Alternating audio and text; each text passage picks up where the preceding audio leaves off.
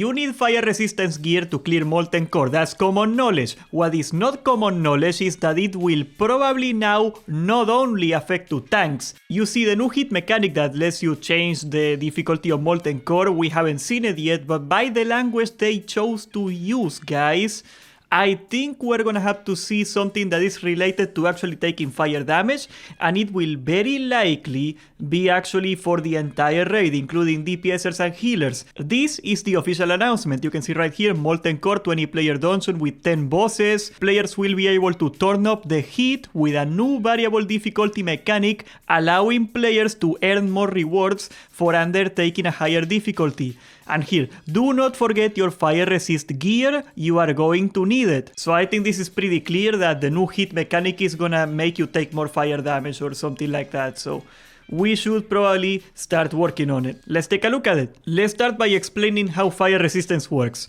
Fire resistance gives you both a chance to resist the spell entirely and also to partially resist it. So it will reduce your damage taken on average. One thing you gotta know is that even if you hit the cap, there is still a small chance that you might take full damage every so often. And that's kinda concerning if it is one-shot worthy damage. The fire resistance cap is 315, after which you are not gonna resist any more points. Now, there is a ways that you can actually reduce the ones that you need. You don't have to actually go and get 315, because first of all, the fire resistance totem or the fire resistance aura from the paladin, that is 60 resistance that you can get for free. Then the Mark of the Wild from the druid, that is 20 more resistance that you can get for free. There is also the Juju Embers that you can get farming echoes. They are a bit of a short quest line in Winterspring, and you kill a bunch of giants and you can get them. They are basically free, and that's 15 more resistance. So off the bat you only need 220 resistance, but there's another trick up my sleeve, guys, because it turns out that there is this mob in LBRS, at the entrance of LBRS, the Scar Shield Spellbinder. If you actually go with a priest and you mind control that guy, he can actually give you a buff of 83 fire resistance on top of everything else. So if you do all of that, you're gonna need only 137 fire resistance, and that's it. That is super doable. It's not the most practical buff to get, of course, because you gotta go to LBRS and then go down to Molten Core, but in a pinch, you can get the entire raid buffed up pretty easily, and that's like all the DPSers, nobody has to get fire resistance. I think the most tryhard people are gonna get it, and the least tryhard people are gonna get it. Maybe the guilds in the middle that are kinda good, but not super tryhards, are gonna try to force people to get fire resistance without that buff. That's gonna mean you're gonna hit like a wet noodle, so probably not a great idea. Let's hope that this buff works. So we are gonna go over the items that I think are worth getting, because there is a bunch of super expensive or super rare items that you can get and they are gonna help you get fire resistance, but I think that's not worth it. Basically, all the tier 1 sets, they revamped them, they changed them, and they all have fire resistance on them. So by the time you are actually clearing Molten Core, you're gonna get your tier 1 and you're gonna get fire resistance anyway. Why would you go over the extra mile to do that? Just get the ones that are worth getting. Worst case scenario, you can always do hit level 1 the first week, get your gear from the raid in the first week, for example, the Onyxia Scale Cloak, all those items that have a lot of fire resistance, and then you can do the hit level the next week with like a bunch of fire resistance that is pretty much free. First of all, the Onyxia Attunement, that's a necklace with 16 fire resistance you can get, and you gotta get attuned anyway, so that's 16 off the bat. There is the Uber's Key Attunement that you can get, that's a ring with 10 fire resistance on it. Actually, you can get green rings that have 22 fire resistance. They are gonna go for $1 trillion on the auction house, so I wouldn't recommend them, but you can do that in a pinch and that's gonna get you really far up there. 2 rings, that's 44 resistance, that's insane. There is also a 10 fire resistance ring in Stratholm. There's this Ramstein, the guy, you know, like the band, that guy drops one and nobody wants it, so if you do Stratholm, you're gonna get it for free. The first boss in Ubers, he drops a cloak with 20 fire resistance, and also nobody wants that one, so you can get it for free doing Ubers. There is a BOE trinket, the Blazing Emblem. It's gonna be very expensive right now, but it's gonna drop in price eventually, and that trinket is gonna give you 15 fire resistance too. Incendius in BRD, that boss drops a fire resistance bracers with 10 resistance for every type of armor, so everybody can go and get it. That's also really good. So taking only the class neutral items that you can get, I am not gonna count the green rings because they are gonna be super expensive, but you can get in total, let's see off the bat, 81 resistance. So from the rings and the trinkets and the bracers, you're gonna get 81 resistance for free. So that means that if you get all of those, you only need to get about 49 from the armor, and that's it, you are done. And that's not even counting enchantments, which we're gonna talk about in a minute. I will not go over every single off piece that you can get, but basically every level 60 dungeon, stratol, movers, BRD, whatever, they all have like some armor, cloth armor, plate armor, that has fire resistance on them, and they are not part of sets. But what you gotta take a look at if you really wanna hit this early on is that there are sets that you can craft and they all have fire resistance. The best set out there is the plate set, the dark iron set. This set alone on its own is gonna give you a total of 158 fire resistance. So you are gonna be already over the cap without doing anything else if you get that set, which is kind of expensive, but you can mismatch, take a couple pieces from the set and then take off pieces from movers and BRD and stuff like that, and just plug the gaps on the ones that you need, and that's it. The plate weathers are gonna be by far the easiest ones to get fire resistance.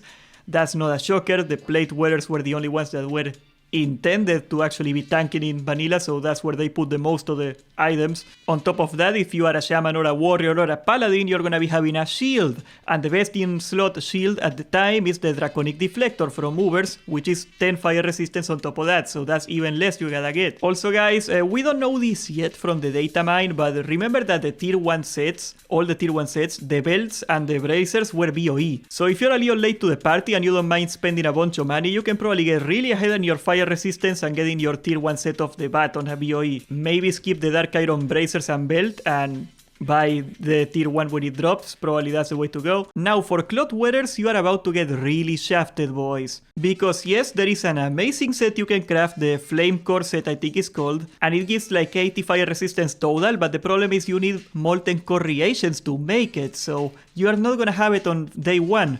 So that means you're forced to get the Wizard Whip set from tailoring, which is a bunch of greens with a crap fire resistance on them, but in total you get, I think 52, yes, 52 fire resistance, and they have nothing else on them, so you're gonna hit like a wet noodle. There are a couple of pieces you can get to supplement that though. For example, there is amazing shoes, believe it or not, in Scarlet Monastery. They have 27 spell power and 15 fire resistance on them. You can even solo for it. You can also get the engineering goggles that have fire resistance on them. You can even get this rare item from BRD, the Circle of Flame, super cool looking.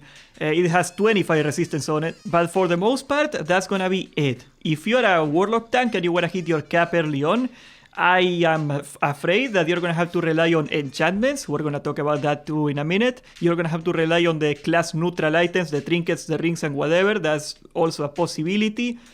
And you are probably, if you are not absolutely freaking rich, you're gonna have to buy a couple greens with fire resistance on them. Luckily, leather users, rogue and druid, they get a much easier deal to get their fire resistance because they have the volcanic set from leatherworking. It has a total of 58 fire resistance off the bat for 3 items, and they are pretty decent. They have a lot of armor. There is a belt in Stratholm that has 20 fire resistance actually. Maleki the Pallid, he drops it. Super easy to get. There are shoes with 10 resist in Stratholm too that are pretty decent. So in total, your easy to get leather items, they are gonna give you 88 fire resistance. That's just the 3 items from leatherworking and these 2 items from Stratholm.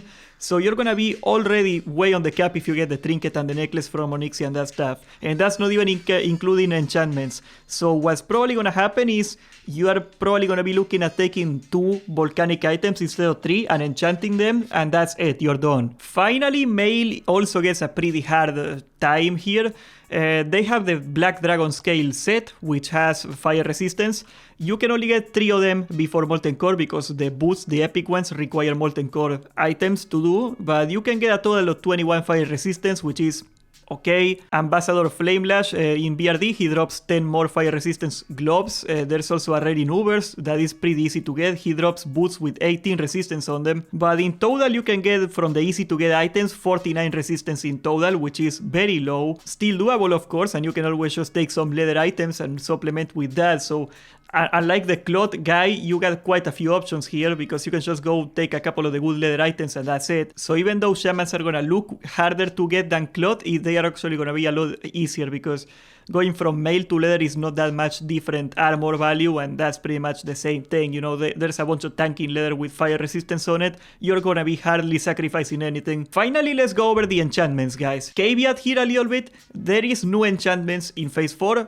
they data mine them, and they exist. We have yet to find them. So what that probably means is that they are gonna drop from Molten Core or Onyxia or something like that. That's the only explanation I got. So for the sake of this video, we're gonna talk about the ones that we do have already. Enchanters have 15 fire resistance. That's a common recipe. It costs a bunch of money, but you can get it. It's pretty simple. That's for the cloak, and you can get the 25 resistance cloak, so you might as well put it on that one. If you get Revered at Ancient Dawn, you are gonna get 5 fire resistance on the shoulders, which is like the crappiest enchant of all time. So if you don't have fire resistance, specifically a piece made for fire resistance, I would not put this enchant on my normal shoulders. That would be quite a waste. The big one is that you can get the BRD Libram enchants, the Libram of Resilience I think it's called, and you can get 20 fire resistance for your legs and your helmet, so that's 40 total that you can get right there. So your pre-raid enchants, you know, just the ones you can get off the bat, that's gonna be 60 total resistance. So enchants plus some armor plus rings and trinkets, you're gonna be very easily on the cap. Now let me explain what your fire resistance strategy should be, because the most optimal way is not to take as much as you can. The most optimal way to hit your fire resistance cap is by sacrificing the least item slots possible, because most fire resistance items are crap. There are a couple decent ones, so you can get your shield, for example. That's 10 fire resistance for free because that's the best item anyway, so you're gonna get it. But for the most part, a fire resistance item is gonna have less stats than the real item. You also do not want to waste enchant slots on the good items. So that means, first of all, that the best 2 enchants, the Libram for the legs and the helmet, that means you should go out of your way to get a fire resistance helmet and leggings at the very least. Because those 2 items, that's 40 fire resistance off the bat, and plus the fire resistance from your legs and the helmet, which is probably gonna be 15 and 10 more, so that is 65 fire resistance from 2 items. Off of that base of 65, you can then work on getting a couple more to fill it in, and try to get the best ones, the blue ones that you can get from dungeons probably, because those ones are at least gonna have some semblance of a DPS stat on them, and that's gonna be the best you can do. So ideally you should be able to hit 137 fire resistance with about 4 items. Now, do you actually need fire resistance cap to clear Molten Core? Now, that's gonna be the little more nuanced one. I assure you, at least for hit level 1, you are not gonna need fire resistance cap. Back in Molten Core proper, people didn't have any fire resistance and they could clear it just fine, because as I told you, with the buffs you get like 140 for free doing absolutely nothing, and that's halfway through. And secondly, and most importantly, I think you shouldn't actually go out of your way to get the fire resistance cap, at least not in the expensive way. Maybe try to get a couple crappy green items with fire resistance and call it a day. The reason I say that is because as soon as you are gonna go tier 1 and you're gonna get your tier 1 set, you're gonna get your Onyxia scale cloth, you're gonna get your Onyxia pendant, all your best in slot items are gonna have some fire resistance on them anyway, so all this work is gonna be a little pointless. And push come to shove, if you get let's say 80 fire resistance without any buffs, and then you take every single buff that exists, we are talking about like 90% of the way to the cap. If you get some fire resistance and then get all the buffs, you are most likely gonna be just fine. Of course, we will not know until we actually go to Molten Core and clear it, which means that you should subscribe and join the Discord, because we are gonna be streaming the progression. And hey, thank you for watching!